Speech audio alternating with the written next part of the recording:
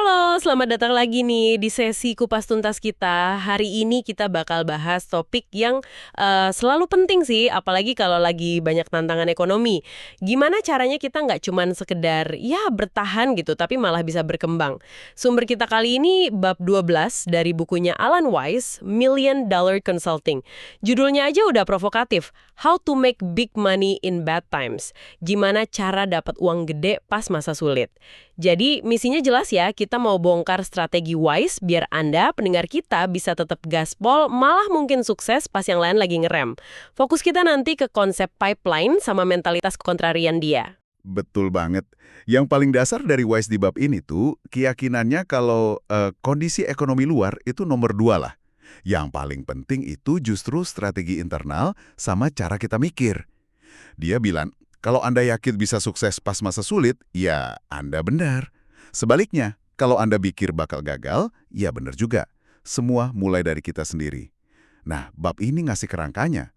Dan ini penting nih, walau judulnya consulting, ini nggak cuma buat konsultan loh. Prinsipnya bisa banget dipakai siapa aja yang ngelola proyek, tim, klien, atau ya sekedar bangun karir yang kuat lah. Intinya gimana ngelola bisnis Anda sendiri. Oke.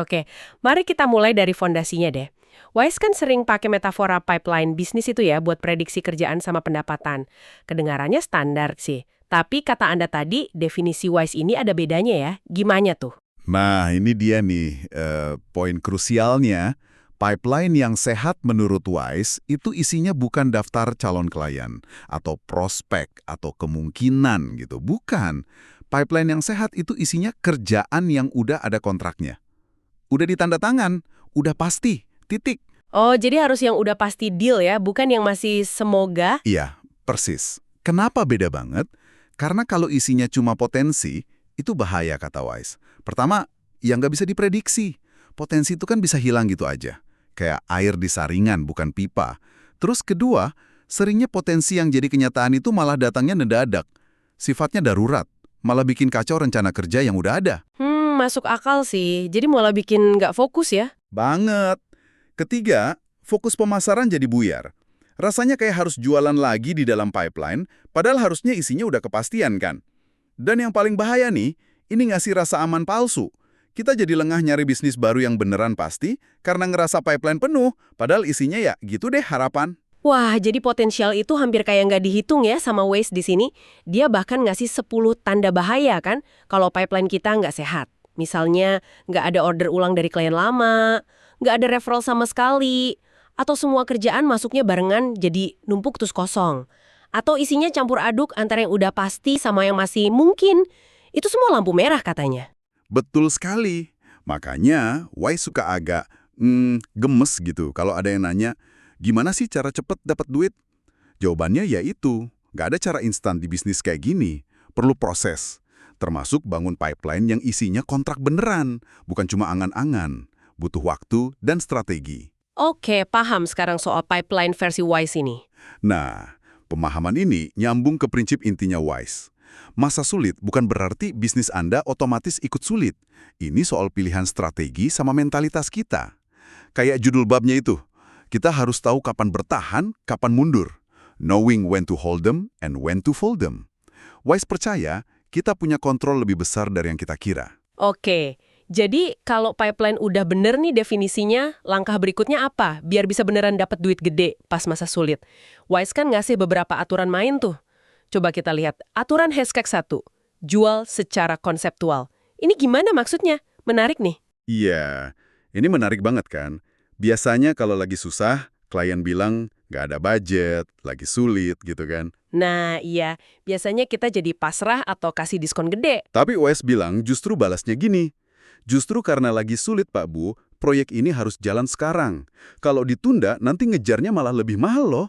Fokusnya dibalik. Bukan ke biaya, tapi ke urgensi sama nilai strategisnya. Oh, jadi kita jual kenapanya dulu ya, sebelum berapanya. Tepat. Jual nilai atuman flatnya dulu.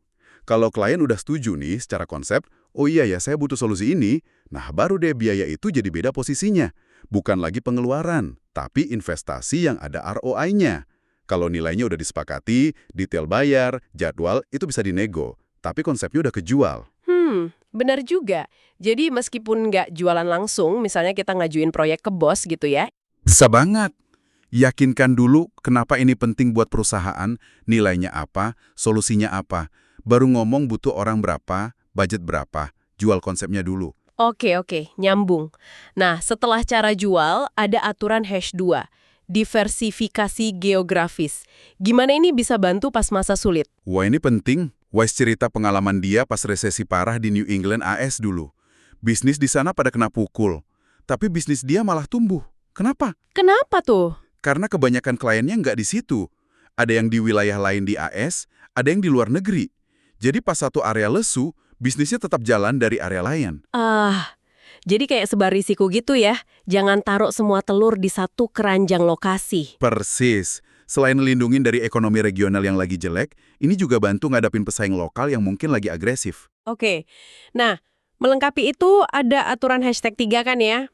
Diversifikasi penawaran atau keahlian. Jadi nggak cuma lokasi klien, tapi jenis layanan atau industrinya juga jangan cuma satu macam aja gitu. Betul. Punya beberapa pilar keahlian atau layanin beberapa sektor bikin kita lebih tahan banting lah. Kalau satu area lagi turun, yang lain masih bisa nopang. Ini soal resiliensi. Masuk akal. Terus aturan hashtag 4. Ini khas Wise banget nih katanya. Jadilah kontralian. Maksudnya gimana tuh? Nah, ini dia. Maksudnya, kita harus berani nantang, kebijaksanaan umum lah. Klise-klise atau tren yang lagi rame, tapi sebenarnya belum tentu benar. Contohnya gimana? Wise kasih contoh pas dia nulis artikel Mitos Lingkaran QC. Waktu itu Quality Control Circles lagi ngetop banget, dipuja-puja. Tapi dia berani nulis artikel yang nunjukin kelemahannya, justru pas lagi di puncak popularitasnya. Wow, itu butuh nyali ya, ngelawan arus gitu. Iya kan? Intinya, jangan cuma ikut-ikutan panik atau latah ngikutin apa yang semua orang lagi lakuin atau pikirin pas masa sulit. Seringkali semua orang itu malah salah. Berani beda. Oke, berani beda. Nah, ini nyambung ke aturan yang mungkin paling bikin kaget ya, aturan hashtag 5. Jangan panik. Dan yang penting, jangan potong pengeluaran esensial. Justru pas kompetitor kayaknya lagi tiarap, hemat gila-gilaan, Wise malah suruh kita sebaliknya. Betul. Dia malah kasih saran yang super kontrarian. Misalnya nih, Apa tuh? hubungi klien-kliennya kompetitor Anda. Apalagi yang dulu nolak Anda. Mungkin sekarang momennya pas. Terus, pasang iklan atau promosi yang lebih gede, lebih kelihatan di tempat-tempat kunci.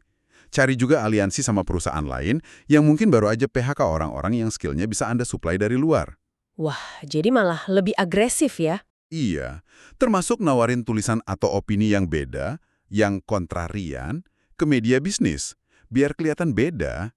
Ini nyambung ke kritik keras Wise soal mitos potong biaya buat bertahan ya? Banget. Dia cerita tuh, ada anekdot soal konsultan namanya Carl. Saking paniknya, mau jual meja meeting mahoni mewahnya buat bayar sewa kantor. Wise ingetin, hey, itu meja bukan cuma kayu, itu aset buat citra kamu. Penting pas ketemu klien gede. Jual itu malah nunjukin keputusasaan. Terus kenapa potong biaya membabi buta itu bahaya menurut Wise? Apalagi yang nyangkut citra atau layanan? Ada beberapa alasan. Pertama, klien yang udah ada pasti langsung ngerasain. Kualitas turun, perhatian kurang, hubungan bisa rusak. Kedua, calon klien baru juga nggak bakal terkesan kan? Kalau ketemu perusahaan yang kelihatan lagi megap-megap atau pelit banget di semua hal, apalagi pas proses PDKT atau nawarin proposal. Bener juga sih. Terus ada lagi? Berapa jago kita motong biaya? Kalau kita investasi di marketing, produk baru atau citra, itu nunjukin kita yakin sama masa depan, ada potensi untung. Kalau cuma motong biaya terus, malah bisa jadi sinyal bahaya buat mereka. Wah, logikanya jadi kebalik ya. Justru pas susah malah harus investasi di marketing, hubungan, citra. Kenapa gitu? Ya karena pas kompetitor lagi diem, suara kita jadi lebih kedengeran. Kehadiran kita lebih menonjol. Ini bagian dari strategi dapat duit gede tadi. Manfaatin celah pas yang lain lagi sembunyi. Tapi gimana kita tahu mana pengeluaran yang esensial, mana yang bukan menurut Wise? Ada patokannya nggak sih di bab ini? Dia nggak ngasih daftar checklist pasti sih. Soalnya esensial kan beda-beda ya tiap bisnis. Tapi prinsipnya jelas. Jangan potong apapun yang langsung ngasilin duit, bangun hubungan penting, atau jaga citra profesional kita. Yang boleh dipotong ya pemborosan murni, aktivitas yang nggak ada nilainya. Fokusnya, jaga mesin duit sama citra kita tetap jalan, kalau perlu malah ditingkatin. Jadi motong biaya sembarangan itu tanda mentalitas miskin ya? Iya, kata Wise gitu, itu gejala kegagalan. Sebaliknya, kalau kita konsisten investasi di aktivitas yang bangun nilai, jaga hubungan, itu ciri mentalitas sukses.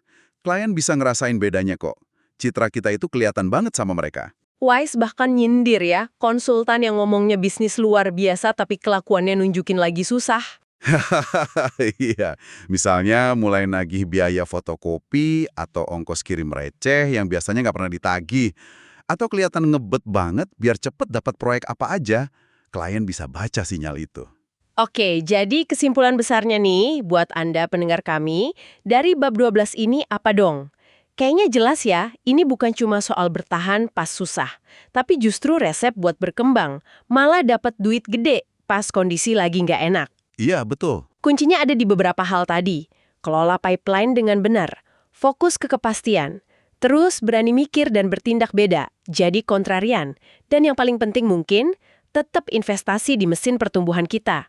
Marketing, hubungan, citra, justru pas lagi banyak tekanan buat hemat. Ini main jangka panjang soalnya. Tepat sekali. Semua balik lagi ke kontrol internal sama pola pikir kita. Wise nekenin, kita loh yang nentuin isi pipeline kita.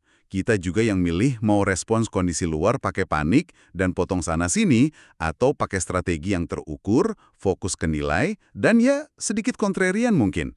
Kekuatannya ada di konsistensi, fokus ke nilai jangka panjang, sama berani investasi buat masa depan, bukan di reaksi sesaat.